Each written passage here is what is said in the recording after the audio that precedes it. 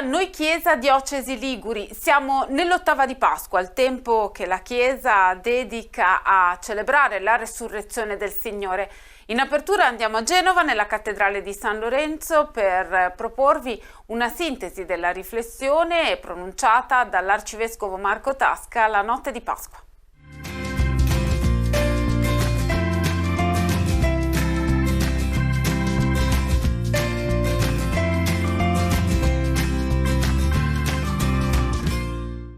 Le donne che pensavano che tutto fosse finito mentre si avvicinavano al sepolcro ricevono l'annuncio dell'angelo: il Signore è risorto, non devono avere paura. Padre Marco Tasca, celebrando nella cattedrale genovese di San Lorenzo la veglia pasquale, ha suggerito questo spunto di riflessione durante l'omelia. Angelo vuol dire colui che annuncia, è colui che viene mandato ad annunciare qualcosa. E cosa fa la parola di Dio in ciascuno di noi? Ci rotola via la pietra come ha fatto l'angelo. La pietra che ci impedisce di vedere la luce, la pietra che pensiamo che la vita sia tutto chiuso in una grotta nelle piccole cose della mia vita, con tutto il rispetto per le piccole cose della mia vita di ogni giorno, che non mi fa vedere orizzonti, è tutto chiuso, la pietra chiude tutto. E la parola di Dio, l'angelo che annuncia la parola di Dio, rotola la pietra. L'arcivescovo di Genova si è poi rivolto alle persone che hanno completato il percorso di catecumenato nel corso della veglia, ricevendo i sacramenti dell'iniziazione cristiana. Nessuno vi ha obbligato a presentarvi questa sera, nessuno. Sentite che il Signore vi ha chiamato a questa scelta, a non temere.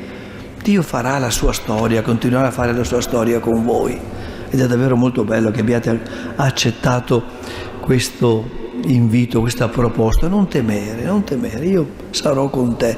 Ringraziamo il Signore e chiediamo sempre di imparare lo stupore dell'amore del Signore, che traccia sentieri sempre nuovi sulle nostre strade, con quelle che sono. Gesù traccia sempre sentieri nuovi. E questo è l'augurio che faccio a voi, cari catecumeni, ma a tutti voi qui presenti e alle nostre comunità, che sempre sentiamo l'invito a tracciare nuovi sentieri, È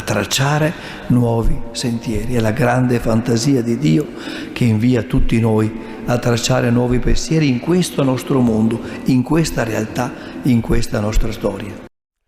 Ora andiamo a Tortona, dove si sono svolte le celebrazioni pasquali. Il vescovo Guido Marini ha proposto una riflessione nella veglia di Pasqua, sottolineando il valore della vera gioia, il vero rinnovamento del cuore, che nascono dalla resurrezione del Signore.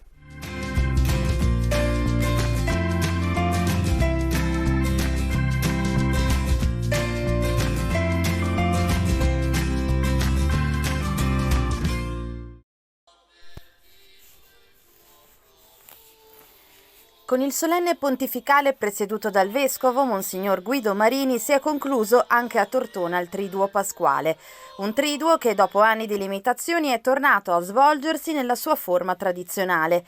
Il Giovedì Santo è tornata la lavanda dei piedi, mentre il Venerdì Santo la Via Crucis doveva svolgersi per le vie della città, ma a causa del maltempo si è dovuta svolgere in cattedrale.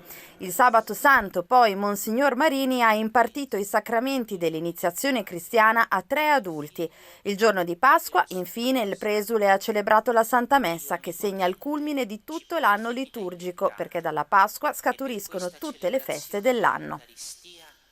Come lui, Gesù, è risorto dalla morte, così anche noi risorgeremo dalla morte e risorgeremo con questo nostro corpo, con questa nostra umanità, con tutta la nostra storia, con tutti i nostri affetti, con tutto il nostro amore, con quello che abbiamo vissuto nelle gioie, nei dolori, davanti a Dio, per sempre, nell'eterna felicità del paradiso.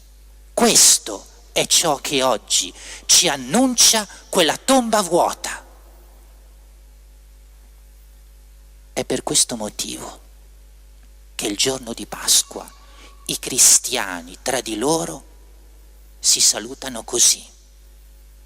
Uno dice all'altro: Cristo è risorto, E l'altro risponde: è veramente risorto. Anche noi dovremmo salutarci così oggi, dicendoci l'un l'altro come in un dialogo: Cristo è risorto, e poi è veramente risorto, e avvertendo come nella nostra vita tutto è cambiato, come il nostro cuore sia rinnovato, come la luce risplenda, come la gioia fiorisca, come la speranza accompagni in un nuovo modo la nostra esistenza. A Savona, dopo 7 anni, le confraternite della città hanno potuto proporre nuovamente la processione del Venerdì Santo, un rito, una tradizionale per la città di Savona, che si svolge con il coinvolgimento appunto dei sodalizi del territorio e che porta per le strade della città le 15 casse processionali, segno di storia, di arte, di cultura e di tradizione. Vediamo.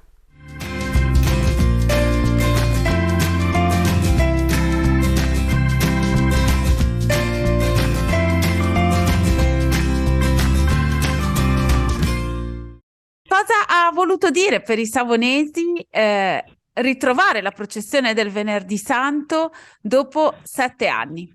È stata una grande emozione. Era tanti, appunto, 7 anni che la processione non usciva. Poi, nel 2018 non eravamo usciti per la pioggia, poi è scoppiato il Covid e con la pandemia, e quindi era veramente tanto. E la processione del Venerdì Santo è qualcosa che è nei savonesi un'esperienza, è una tradizione imprescindibile. È, diciamo, un momento di aggregazione, di fede, di arte, diciamo, di tradizione, che mancava veramente da tanto, e ne sentivano la mancanza, ed è stata diciamo, una cosa veramente molto bella riuscire a riportare la processione il venerdì santo dopo così tanto tempo. Insomma, è una cosa, è un sentimento, diciamo, la processione del venerdì santo non è che si può molto spiegare a parole, perché racchiude in sé appunto la tradizione, la religione, la fede popolare, l'arte e la savonesità, diciamo. Tantissime persone non hanno voluto mancare a questo appuntamento e hanno gremito ogni angolo delle strade in cui è passata la processione, però quello che colpiva era anche il numero dei confratelli che fanno parte delle confraternite savonesi. Ci sono davvero tantissime persone che partecipano alla vita di questi sodalizi. Sì, esatto, la processione è organizzata dalle 6 confraternite di Savona Centro, che sono le proprietarie delle 15 casse lignee che fanno parte della processione. E in processione, diciamo, tra portatori, confratelli che non portano le casse, bande e tutto il resto, siamo 1500 persone in processione, e sono 800 circa i portatori sotto le casse, quindi è un numero grandissimo di persone che per quella sera sono impegnate in questo evento. E ovviamente nei mesi prima è il comitato del priorato generale delle confraternite, appunto le 6 confraternite del centro, che si dà da fare per realizzare questo evento, e poi appunto a coinvolgere tutte queste persone nella sua realizzazione. Quest'anno la confraternita di Nostra Signora di Castello era la confraternita di turno. Intanto ci aiuti a capire che cosa significa essere la confraternita di turno e che cosa comporta. Guardi, allora la confraternita di turno, diciamo, ha l'onere e l'onore di essere la capofila nell'organizzazione della processione. C'è un priore generale, che quest'anno appunto è la Mauro Biancavilla della nostra confraternita, il quale si fa, diciamo, il carico della responsabilità dell'organizzazione, colui che va a parlare con il prefetto, questore, comune, con gli enti per avere tutti i permessi. C'è stato da organizzare un piano di sicurezza, e quindi, diciamo, il comitato e innanzitutto Mauro Biancavilla e la nostra confraternita si è fatta carico di far compilare questo piano con sicurezza e farlo approvare dagli enti preposti, e, diciamo, ha la responsabilità, chiamiamola così, giuridica, legale, no, della processione. E ovviamente non è soltanto la nostra confraternita che fa parte dell'organizzazione, ma ci sono anche le altre 5 confraternite che contribuiscono anche loro a questa organizzazione, però il capofila appunto quest'anno eravamo noi di Nostra Signora di Castello, ed è stato proprio Mauro Biancavilla che ha preso poi la decisione, sì, insieme anche agli altri, però è stato lui che poi ha detto sì nel momento in cui alle 18 appunto c'era stata la decisione di uscire, perché la giornata di venerdì 7 aprile era una giornata molto piovosa e si è dovuto aspettare almeno alle 18 per vedere com'era il tempo, e ha avuto la responsabilità, appunto la nostra confraternita, di dare appunto l'avvio alla processione quando è uscito appunto un raggio di sole. E diciamo che è onere e onori di questa organizzazione. Le casse processionali sono capolavori d'arte davvero unici. Le confraternite hanno anche il compito di essere le custodi di questo patrimonio artistico per la città di Savona. Sì, esatto, perché le 15 casse lignee che rappresentano vari momenti della passione e morte di Gesù Cristo sono vere opere d'arte, che sono opera di scultori di diverse epoche. Abbiamo opere del Maragliano, del Martinengo, del Murialdo, un'opera della Cuneo e altre appunto di ignoti, diciamo, scultori dal XV e XVI secolo, e sono tutte nel loro, diciamo, in sé sono appunto vere e proprie opere d'arte, perché sono di una bellezza e di una cura, sono bellissime, e il compito proprio delle confraternite è quello di conservarle all'interno dei propri oratori, di occuparsi, nel senso di mantenerle, quindi anche si fanno carico dell'eventuale restauro che a volte appunto queste casse hanno bisogno, e quindi diciamo è un patrimonio, sono opere d'arte, un patrimonio diciamo non solo per le confraternite ma anche per tutta la città, perché sono un patrimonio d'arte inestimabile. Sabato alle 16 a Genova si terrà il quinto incontro organizzato dalla Società Missioni Africane con tutti i laici che vorranno partecipare. L'appuntamento è in via Borghero. La riflessione sarà seguita dalla messa. La proposta sarà a cura di Suor Etta Profumo, delle Suore Missionarie Nostra Signora degli Apostoli, di Santa Maria di Castello e Nostra Signora delle Vigne. Ora andiamo a Ponente, andiamo nella diocesi di Ventimiglia e Sanremo, dove sono già aperte le iscrizioni al Festival Dei Verbum, che si terrà alla fine dell'estate. 6 giorni di convegni, di approfondimenti con i maggiori teologi e biblisti di caratura nazionale, ma non solo, anche internazionale, dedicati a una delle 3 costituzioni dogmatiche scaturite dal Concilio.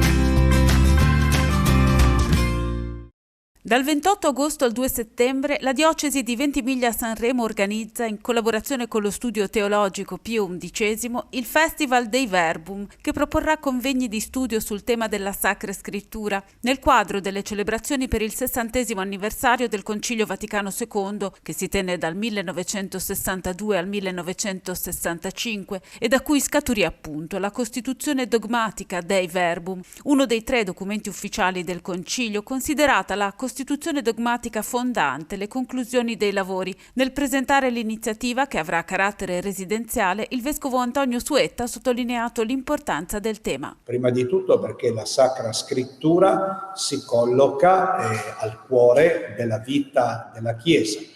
In secondo luogo perché gli studi relativi alla Sacra Scrittura sono sempre stati importanti e fondamentali nella vita della Chiesa, ma soprattutto in questi ultimi secoli. Al Concilio Vaticano II si è arrivati attraverso anche la grande esperienza del movimento biblico, e naturalmente questi studi sono ricchi di prospettive anche per il futuro. È un evento teologico e biblico organizzato con il patrocinio dell'Associazione Biblica Italiana e del Comune di Sanremo, e si terrà proprio nella Città dei Fiori con la prolusione del cardinale Eckhart Koch, prefetto del Dicastero per la promozione dell'unità dei cristiani. Ciascuna giornata sarà dedicata ad un tema della Costituzione dogmatica, della Dei Verbum, in particolar modo un capitolo, delle volte anche 2 capitoli della stessa, e approfondito con relazioni specifiche di biblisti e teologi delle principali facoltà pontificie.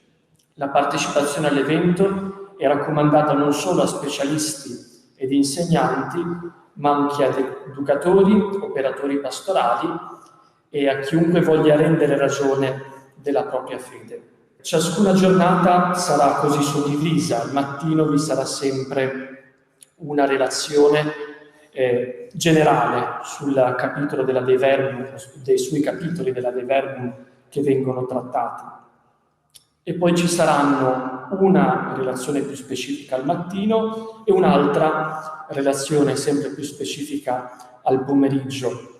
In seguito, il pomeriggio, ci sarà anche un dibattito dove ciascuno potrà intervenire con domande rivolte ai relatori sui temi trattati lungo la giornata. L'Istituto Teologico Pio XI, affiliato all'Ateneo Pontificio Regina Apostolorum, è nato a servizio del Seminario Diocesano ed è l'unico centro accademico ecclesiastico del territorio della diocesi di Ventimiglia-Sanremo. Si dedica alla formazione filosofico-teologica di seminaristi, religiosi e laici. Da settembre 2023 le iscrizioni saranno aperte a tutti. Con il Festival Dei Verbum si apre ancora di più alla città. L'Istituto vuole mettersi, come nelle sue finalità, nella sua missione, a disposizione di tutti coloro che intendano approfondire la loro formazione.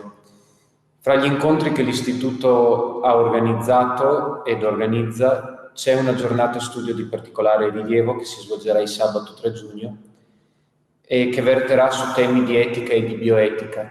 È chiaro che è un argomento molto attuale e molto importante perché è all'ordine del giorno ed è discusso soprattutto anche per quel che riguarda la legislazione civile e i vari dibattiti in campo etico e politico. Le iscrizioni al festival sono già aperte sul sito deiverbum.it. Mi auguro che questa iniziativa, come ho detto all'inizio, possa raggiungere davvero tante persone, possa essere l'inizio di un percorso culturale, teologico, biblico della nostra diocesi e possa ritornare per la nostra diocesi come un fermento di impegno rinnovato. In questo contesto in cui il Papa ha invitato tutta la Chiesa alla sinodalità, questo festival, che è un'importante occasione di formazione, si propone come un contributo notevole e prezioso.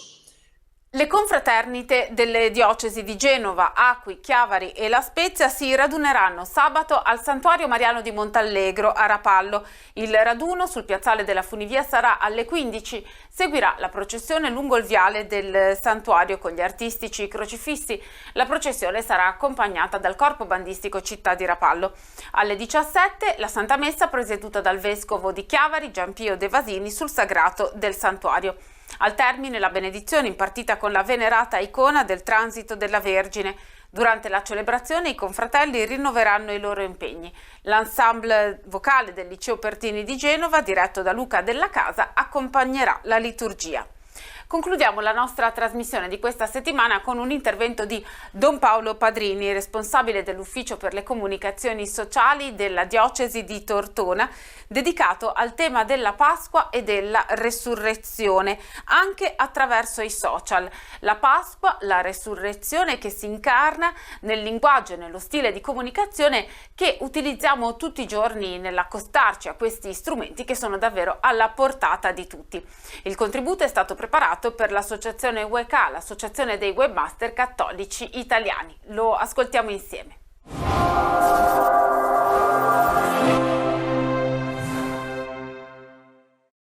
Il Signore è risorto e ha vinto la morte. È l'annuncio che ascoltiamo a Pasqua. Pasqua che è, come tutti sappiamo, l'evento centrale della nostra fede. La Pasqua non è ovviamente un evento del passato, ma è un evento vivo, che in qualche modo realizziamo ogni volta che annunciamo nel nostro oggi che il Signore è veramente risorto. C'è un tema che non si può dimenticare pensando alla Pasqua. La Pasqua non è un evento silenzioso destinato a rimanere chiuso dentro una stanza, una casa, una parte della società. La Pasqua è evento annunciato, evento che chiede di essere detto, proclamato, annunciato appunto, perché è evento di vita che coinvolge la vita, la nostra vita. E quale contenuto può avere la nostra comunicazione, che poi è la nostra vita, se non la Pasqua, la vittoria che Cristo viene a portare sulle morti presenti nella nostra vita? A volte, anzi troppo spesso, pensiamo alla comunicazione riducendola a una serie di tecniche. A volte pensiamo anche ai suoi contenuti, cosa lodevole per carità, ma lo facciamo pensando che siano delle cose da dire, da proporre, da fare. La Pasqua viene a ricordarci invece che nella nostra comunicazione deve realizzarsi l'evento dell'incontro tra il Cristo crocifisso e risorto e il cuore di ogni uomo, nessuno escluso. Un incontro che è frutto del desiderio di amore di Cristo, perché il Signore ci ama da morire, ci ama con tutto l'amore che ha, donandoci la vera vita. Ogni donna, ogni uomo, lo sappiamo, in fondo ha solo bisogno di questo, incontrare Gesù Cristo risorto. E Gesù, lo sappiamo, vuole con tutto il cuore offrirci la sua vita. Ogni volta che comunichiamo dobbiamo quindi chiederci, alla luce della Pasqua, la mia comunicazione è cristiana? In questo momento, mentre comunico con l'altro, sono per lui Gesù Cristo? Le mie parole non possono essere solo mie, ma devono nascere dalle sue. Il mio perdono non può avere la misura del mio piccolo cuore, ma la misura del suo amore che perdona, guarisce e salva. E allora dobbiamo farci delle domande. Nell'atto di comunicare, ad esempio sui social, sto aprendo al mio fratello o sorella vie di vera libertà? Sto creando luoghi di pace, luoghi di luce, luoghi di vero amore, dove parlare col cuore? Sto offrendo all'altro uno spazio di dialogo aperto e sincero, oppure lo sto chiudendo in un sepolcro sigillato dalla pietra del mio ego? E ancora, quando parlo all'altro, sto amando o sto giudicando? Sto chiudendo la porta del mio recinto o sto aprendo le porte della casa di Dio che anche io abito per sua grazia? Papa Francesco ci ha invitato in questi ultimi anni ad ascoltare ed a parlare con il cuore, ricordandoci prima di tutto che il nostro cuore deve essere pieno di Cristo, della sua luce e del suo amore. L'ascoltare e il parlare del cuore non sono una sorta di modalità sentimentale della nostra comunicazione, sono prima di tutto il mettersi in sintonia con chi ci dona il cuore puro, ovvero Gesù. E Cristo, il cuore, ce lo purifica con la sua Pasqua, liberandoci dal peccato e dalla morte ed aprendo il nostro cuore alla vita. Ascoltare e parlare con il cuore significa di fatto ascoltare e parlare con il cuore di Gesù. E Gesù, lo sappiamo bene, ha il cuore di carne, tocca la nostra carne, la nostra vita. E allo stesso tempo ci chiede di trasformare la nostra comunicazione in carne, concretamente. Che cosa significa questo? Ma significa che la nostra comunicazione non può non essere comunicazione che accarezza le ferite dei poveri, non può che essere comunicazione che solleva dalle cadute, che aiuta a rialzarsi. Il nostro comunicare deve essere fatto con il cuore, ma anche con le mani. Non possiamo tenere i pugni chiusi quando comunichiamo, al contrario dobbiamo farlo con le mani aperte nel gesto del dono e della carezza. La comunicazione è anche questione di sguardo. Non possiamo comunicare con gli occhi chiusi sul mondo, altrimenti saremmo solo degli egoisti che hanno il cuore pieno di sé e centrano tutto su se stessi. Non possiamo dimenticare gli altri perché dimenticheremmo anche Dio, come non possiamo mai dimenticare Dio, altrimenti non riusciremo a vedere gli altri come fratelli. La comunicazione è anche questione di gambe. Non possiamo stare fermi quando comunichiamo. Dobbiamo invece andare verso gli altri, camminare nella missione, che poi è l'evangelizzazione. Camminare significa anche saper sfidare le novità, con lo sguardo positivo della fede. Significa non avere paura delle novità, di ciò che il mondo ci mette davanti. La comunicazione è infine questione di desiderio. Dobbiamo vivere la comunicazione con il desiderio di portare a tutti la voce di Gesù che ama. Non dobbiamo mai farci bastare i nostri confini che diventano limiti, perché l'evangelizzazione non ha limiti, perché l'amore che Cristo a Pasqua ci dona non ha limiti. Buona Pasqua da tutta la comunità di Hueca.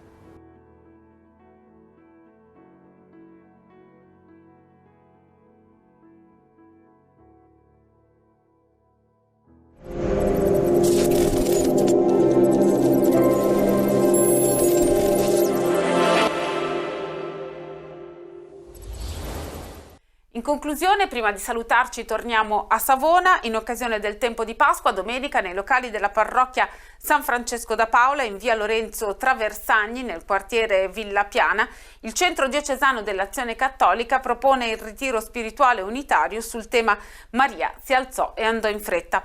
Dopo il pranzo di autofinanziamento dei giovani di Azione Cattolica per la partecipazione alla Giornata Mondiale della Gioventù di Lisbona, alle 14 inizieranno la preghiera e la riflessione. Si concluderà intorno alle 16:30. Termina qui il nostro appuntamento settimanale con Noi Chiesa Diocesi Liguri. Grazie per averci seguito, ci rivediamo la prossima settimana.